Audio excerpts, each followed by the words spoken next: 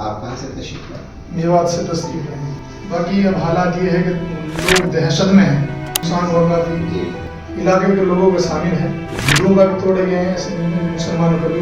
دونوں طرف سے نقصان تو دونوں طرف سے. مسلمانوں کو زیادہ ہے تو ہندوؤں کا کم ہے. اور بھائی چارے میں بھی کمی آئی ہے اس میں. جیسے پہلے ایک ساتھ رہتے تھے, ایک ساتھ کاروبار کرتے تھے. باقی دھیرے دھیرے ہم یہ دعا کرتے ہیں اللہ سے کہ یہ ختم ہو جائے اور پہلے جیسے بھائی چارہ تھا ہمارا ویسا کا ویسا ہی بھائی چارہ بن جائے. حالات کو نارمل کرنے کے لیے یہ ایجوکیشن پہ دھیان دیں, بچے پڑھنے پڑھانے پہ دھیان دیں.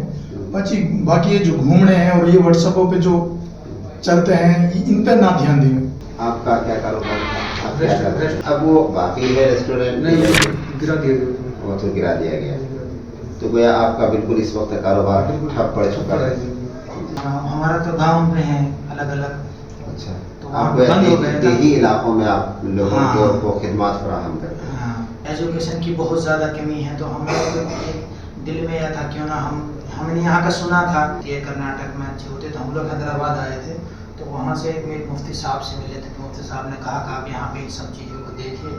تو ہمیں ایسا لگا کہ کیوں نہ ہم ایجوکیشن پہ ہی کام کریں. ہمیں یہاں دیکھ کر ایسا لگا, بالکل ایک ایسا لگا کہ یہاں بہت اچھی ایجوکیشن ہے. ہمارے وہاں اس طرح کی ایجوکیشن ہے ہی نہیں. تو ہمیں یہاں دیکھ کر کے ایک ایسا جذبہ پیدا ہوا کہ کیوں نہ ہمیں کہ اپنا وہاں ایسا انسٹیٹیوٹ بنا لیں, وہاں اپنے بچوں کی تربیت اچھی ہو جائے ایجوکیشن پہ. ہمارے وہاں اتنا ایسا کچھ نہیں, تو ہمیں یہاں کی ہر چیز ہی اچھی. جیسے مثال کے طور پہ یہاں پہ پڑھائی بہت اچھی ہے. 15 منٹ اس کو دے رہی ہیں ٹیچر, الگ الگ بیٹھ کے ٹیچر 15 منٹ ایک اسٹوڈنٹ کو دینا, اور پھر الگ الگ سے.